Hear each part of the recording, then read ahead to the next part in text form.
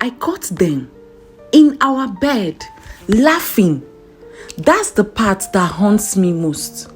Not the betrayal, not the naked limbs tangled in the sheets I choose, not even the perfume I never wore. It was the laughter.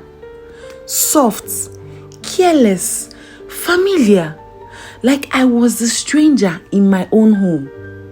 I stood at the door for a second too long enough for the air to thicken in my lungs, long enough to realize I was no longer the main character in my own story, just a silent observer to someone else's happy ending. They didn't even hear me. Not at first. The sheets were kicked aside like rules that had broken ages ago. Her head rested on his chest. His hand traced circles on her bare back. The same gesture he used to calm me when I was anxious. Wow. Only now it was suiting her. I took a step forward. The floor creaked. Michael turned his head slowly, his eyes widening before he could mask the guilt. Alicia, my own best friend since university, clutched the sheet to her chest like modesty would have saved her now. Her mouth opened, but no words came out. Well, this is cozy. That's all I said. I smiled, a dead, hollow smile. The kind you wear at funerals when you don't know who you're mourning more, the dead or the part of yourself that died with them. Michael sat up, stumbling through excuses before his brain caught up. I thought you were at the conference. You weren't supposed to be back until Sunday. That's what he said to me. Surprise, I whispered while walking in. Alicia finally found her voice. It's not what he looks like. I tilted my head. That line. That same tired, overused, pathetic line. You're in my bed with my husband, using my own body lotion. Enlighten me, please. What exactly is this supposed to look like? She looked away. Michael reached for his pants. Cowards, both of them. But I didn't scream. I didn't cry. I didn't throw anything or slap anyone like they do in movies. No, I walked to the dresser, picked up the gold picture frame of our wedding photo, and held it in my hands like a relic. You know the funny part? I said, staring at the photo. I thought, if he ever cheated, it would be with someone else, some stranger, not the woman I trusted to zip up my dress the morning of my wedding. Do you love her? The question came out quieter than I intended. Michael looked panicked. I don't know. It just happened. We didn't mean to. I replied, you didn't trip and fall into her. This wasn't a mistake, Michael. This was a choice you made over and over. And you... I looked at Aisha now, her eyes glistening, probably more from embarrassment than regret. You were supposed to be my sister. She sniffled, trying to cry. You don't understand. I never wanted to hurt you, she said. I nodded slowly. Then, why does it hurt so goddamn much? The silence was louder than any scream. I turned around and walked out. Calm, too calm. I left them there, tangled in my sheets, my own silence and their shame. But here's the thing, I already knew.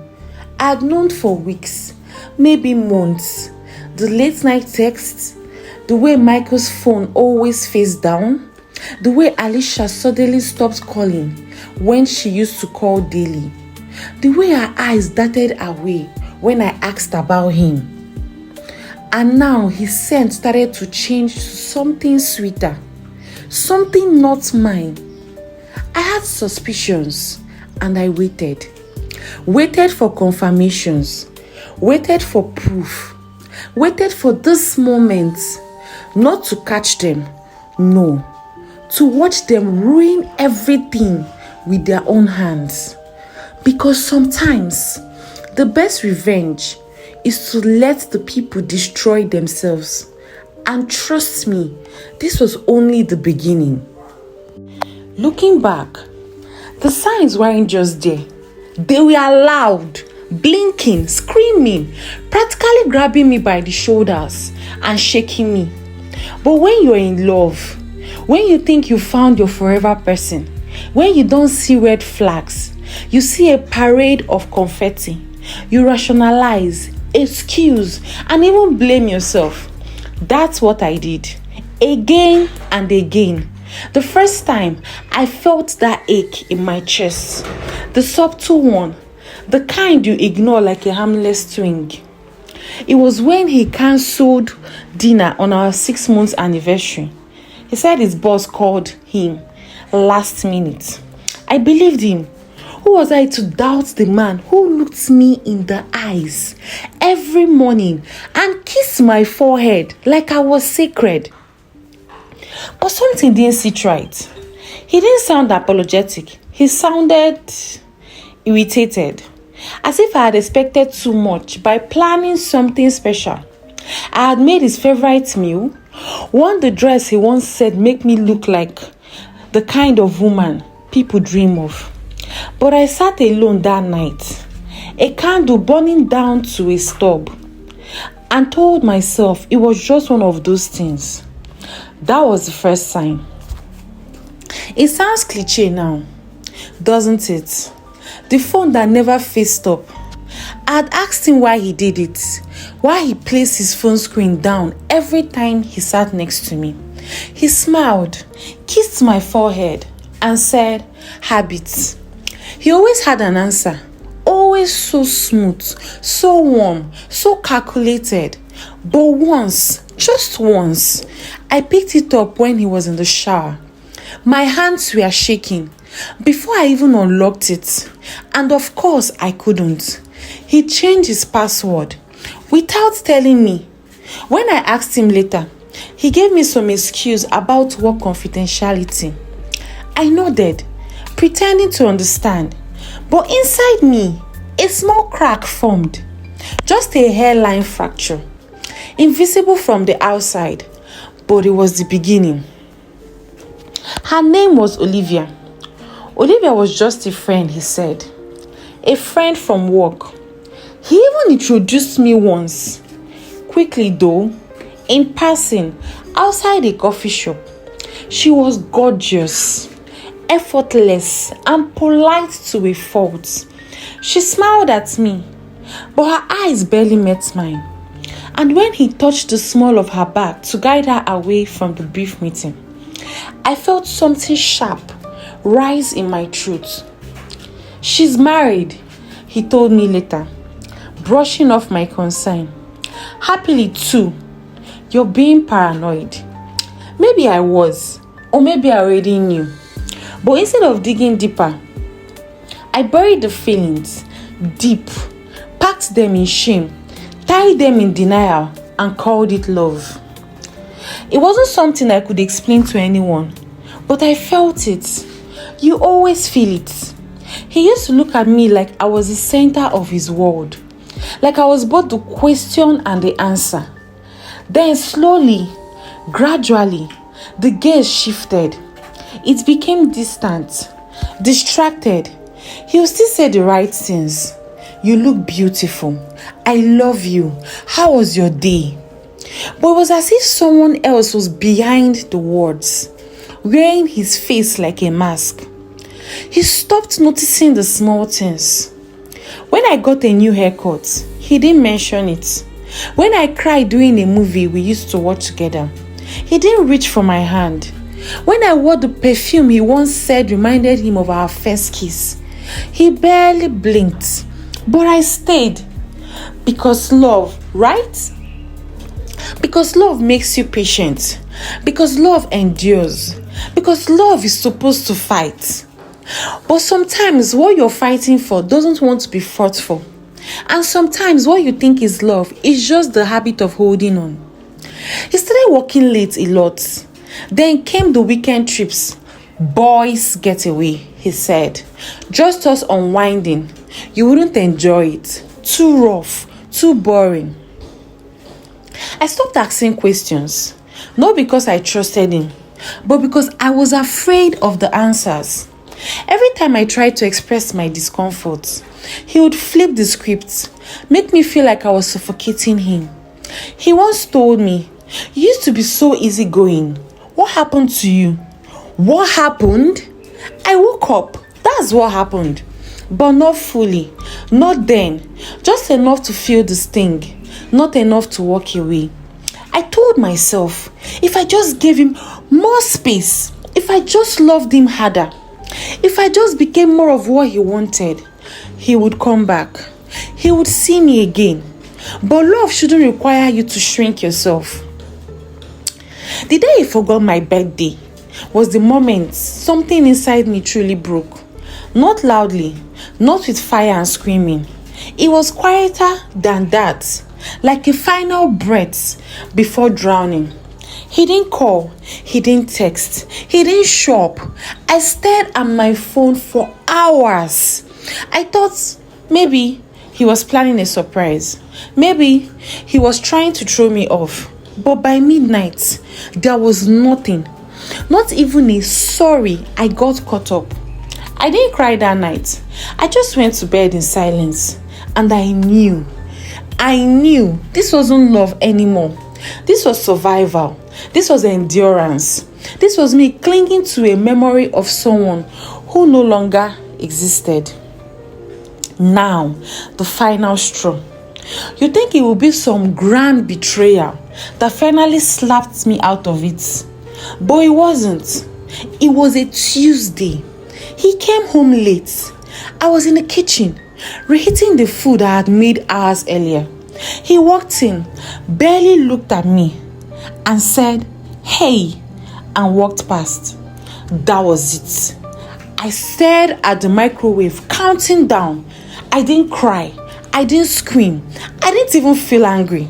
I just stood there and realized I was alone in a relationship, and I had been for a long time. They say heartbreak comes in waves. Mine didn't. Mine came like a collapse. Sudden, total, and irreversible. It happened on a Thursday. The kind of day that blends into every other. Nothing special, no arguments, no tension, just silence. That type of silence that stretches between two people who used to laugh over spilled coffee and hold hands while brushing teeth. He came home late again, this time without an excuse. No sorry, no traffic was a nightmare, no the guys dragged me out. Just his usual sigh as he loosened his tie, dropped his keys and walked past me. And that night, as he slept, he didn't carry the weight of my aching heart on his conscience. I did something I had promised myself I wouldn't do. I went through his phone. I didn't even feel guilty. That's how far gone I was. There was no trembling, no hesitation, just a numb sense of duty. Like I owed it to myself to find what I already knew. The password was his birthday. Ironic, considering he forgot mine. The messages weren't hidden. He hadn't even tried. They were there, plain as day. A thread with her, Olivia. The woman he told me not to worry about. The woman who was happily married. They weren't just texting. They had plans, memories, conversations soaked in intimacy. Things he used to say to me, now recycled and tossed to someone else. You make me feel alive again. I hate going home sometimes. They say heartbreak comes in waves. Mine didn't. Mine came like a collapse. Sudden, total, and irreversible. It happened on a Thursday, the kind of day that blends into every other. Nothing special, no arguments, no tension, just silence. That type of silence that stretches between two people who used to laugh over spilled coffee and hold hands while brushing teeth. He came home late again, this time without an excuse. No sorry, no traffic was a nightmare, no the guys dragged me out. Just his usual sigh as he loosened his tie, dropped his keys and walked past me. And that night, as he slept, he didn't carry the weight of my aching heart on his conscience. I did something I had promised myself I wouldn't do. I went through his phone. I didn't even feel guilty. That's how far gone I was. There was no trembling, no hesitation, just a numb sense of duty. Like I owed it to myself to find what I already knew. The password was his birthday. Ironic, considering he forgot mine. The messages weren't hidden. He hadn't even tried. They were there, plain as day. A thread with her, Olivia. The woman he told me not to worry about. The woman who was happily married. They weren't just texting. They had plans, memories, conversations soaked in intimacy. Things he used to say to me, now recycled and tossed to someone else. You make me feel alive again. I hate going home sometimes. She's not like you. Those words broke me, but not as much as the pictures. There she was, in our favorite cafe, the one he said he didn't like anymore, the one we had our first date in, sitting in my seat, smiling at him, wearing his hoodie. I didn't cry, not then. I just sat on the edge of the bed, staring at a reality that had been waiting patiently for me to stop pretending. He didn't love me anymore, and maybe he hadn't for a long time. I could have screamed. I could have thrown his phone, packed his things, burned the entire apartment down with the fire building in my chest. But I didn't. When he woke up, confused by the light still on, I handed him the phone. Open screen, Olivia's name right at the top. He blinked, rubbed his eyes, then froze. Say something, I said. My voice was calm, too calm. He started, but the words didn't follow. And that's when he really hit me. Not just that he had betrayed me, but that he had no intention of telling me. No guilt, no shame, just panic at being caught. He didn't fight for me. He didn't beg. He just looked at me like he didn't recognize the woman standing before him. And maybe he didn't. Because for the first time in a long time, I wasn't shrinking. I wasn't begging. I wasn't making an excuse for him. I was done. He left that night. Took only what he needed. No goodbye. No apology. Just silence and the sound of the front door closing. I stood in the hallway long after he was gone. It was strange how quiet the apartment felt. How peaceful. Like he was finally breathing again after holding its breath for months. I didn't sleep. I didn't eat. I just sat on the living room floor and let the truth sink in. Not just about him, but about me. I had loved a version of him that no longer existed. I had ignored the truth because it was easier to live in the lie. I had built a future with a man who had been slowly packing his heart and leaving it with someone else. But here's the thing about hitting rock bottom. You find solid ground, something to stand on, something real. And in that space, amid the ashes of what I thought was love, I found something else, myself. He tried to call a week later. I didn't answer. He texted, "Can we talk?" But by then, I had already packed up every piece of him. The sweatshirt he left behind, the photos, the half-empty cologne bottle he used to wear that once made me melt. I donated everything. Not out of anger, out of clarity. He had been a chapter, not the whole book. And as much as it hurt, I finally understood. You can love someone and still walk away. You can mourn a future and still choose yourself. You can grieve a man and still rise in the morning, softer, wiser, and unshakably whole. The first morning without him was the hardest. Not because he made my coffee or kissed my forehead before work. He hadn't done those things in months. Not because I missed his voice or his touch. It was something deeper, quieter, and more unsettling. I didn't know who I was without him. He had become such a constant in my life that even his absence felt like a presence, a shadow in every corner, a whisper in every empty room. Grief isn't always loud. Sometimes it's just brushing your teeth and realizing there is no towel tossed on the sink. It's cooking dinner and forgetting you don't need to set the table for two. But still, I got up. I showered, I ate, I even took a walk. And for each small thing I did alone, there was a strange kind of triumph. A silent whisper inside saying, "See, you can do this." The silence that used to choke me began to shift. It became less suffocating, less accusatory, more like a friend who was giving me space to breathe. For the first time in ages, I listened to my own thoughts without filtering them through him. I realized how often I had bent myself into shapes just to avoid his irritation, his disinterest, his absence. Now the silence let me hear myself again. And what I heard was someone broken, but rebuilding. You learn a lot about people when you're going through heartbreak.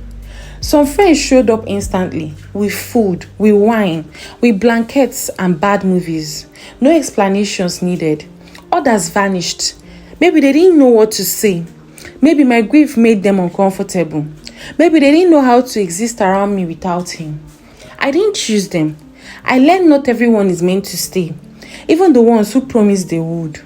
And in losing him, I saw clearly who really loved me. I started small, morning walks, journaling, cooking meals just for me and plating them beautifully. I felt silly at first.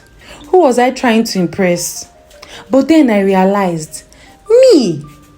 I was trying to show myself that I mattered, that I deserved beauty and care even without an audience. I began reading again, something I hadn't done in years because he always complained about how I disappeared into books. I signed up for yoga. I repainted the bedroom. I threw out the bed sheets I like and bought new ones I love. Everything I did was a quiet rebellion against the version of me that lived to please him. I was building something new, brick by brick, day by day. It was the nights that got me. The bed felt too big, the quiet too sharp. My mind replayed every conversation, every memory, every "I love you" that now felt scripted. I cried. I wrote letters I never sent. I screamed into pillows. And when the weight felt unbearable, I reminded myself, this pain is the cost of healing. I'm not going to die from it. I'm going to go through it. Some nights I failed. Some nights I cracked wide open. But every morning I got back up.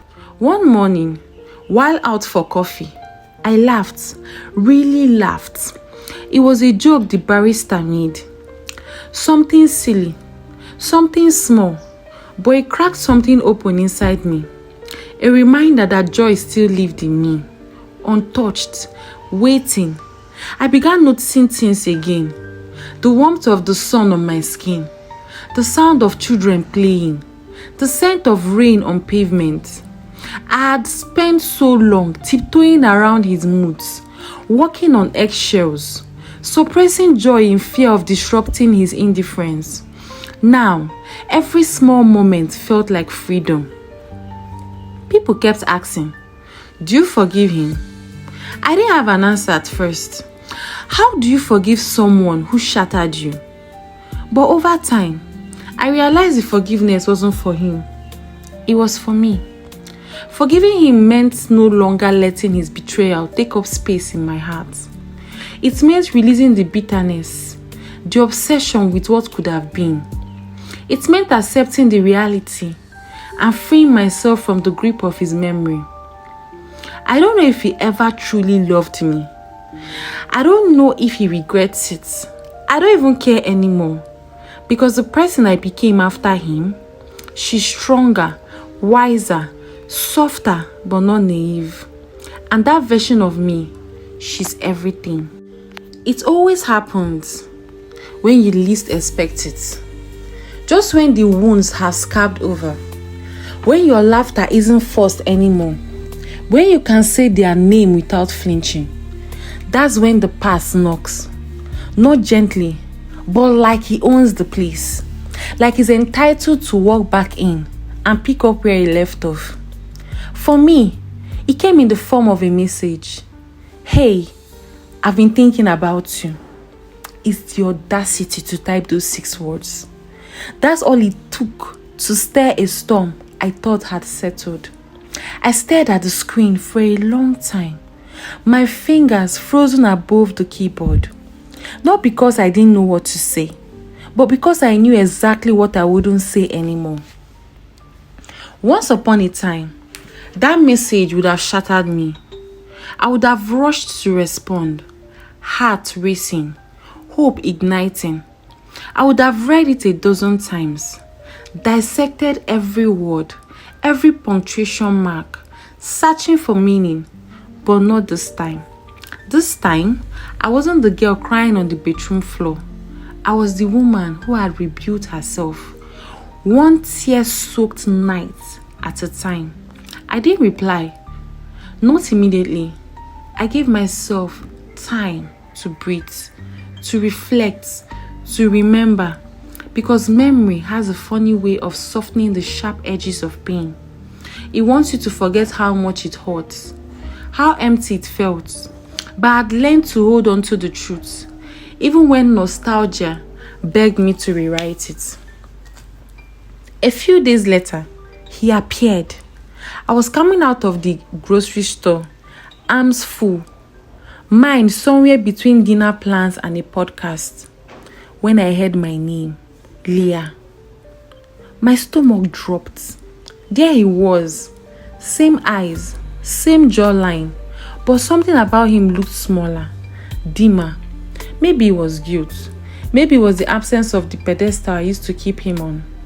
He smiled, nervous. You look good. I nodded. Thanks. There was a long silence, the kind you drown in. I've been doing a lot of thinking, he said finally. About us, about everything. I raised an eyebrow. About us, or about what you lost? He looked down, ashamed. I made a mistake. There it was. The line they all use when their backup plan doesn't work out. When the new girl doesn't laugh the same.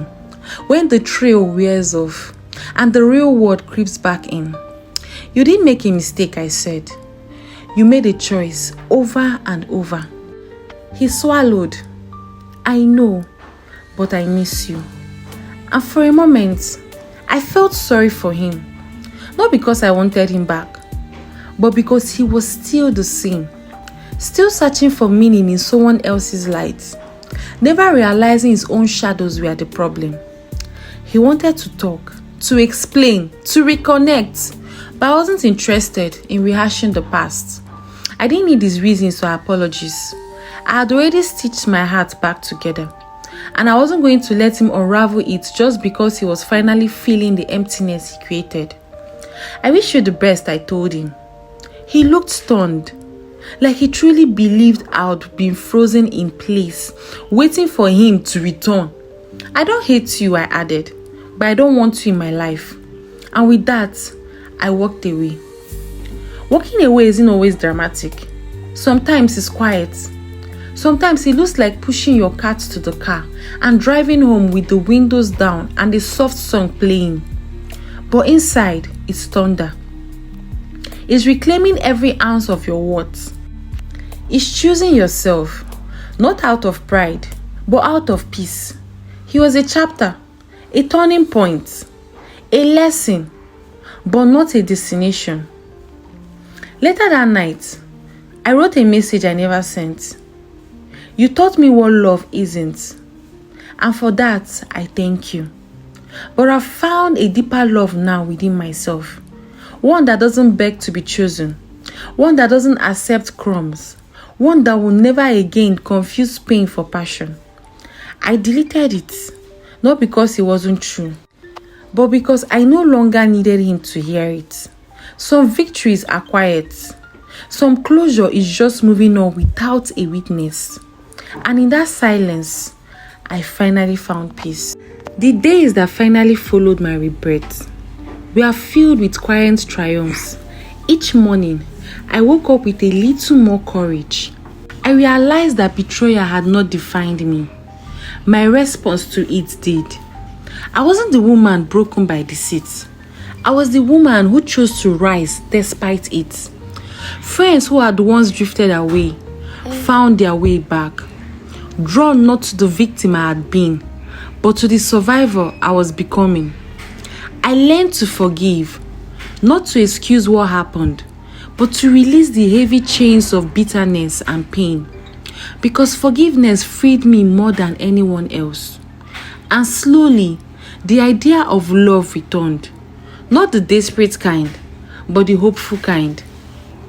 Love that starts with yourself, love that demands respect, honesty, and kindness. I no longer feared the shadows of the past because I carried my own light. My past marriage was a chapter in my life. Painful, yes, but just chapters, not the whole story. My story was still unfolding, and I knew this. No matter what storms come, I have the strength to weather them because I had been the woman I almost forgot I could be. Strong, whole, free, and finally ready to embrace tomorrow. Thank you for joining me on this journey. If you're facing betrayal or heartbreak, remember, it's not the end of your story, it's the beginning of your strength.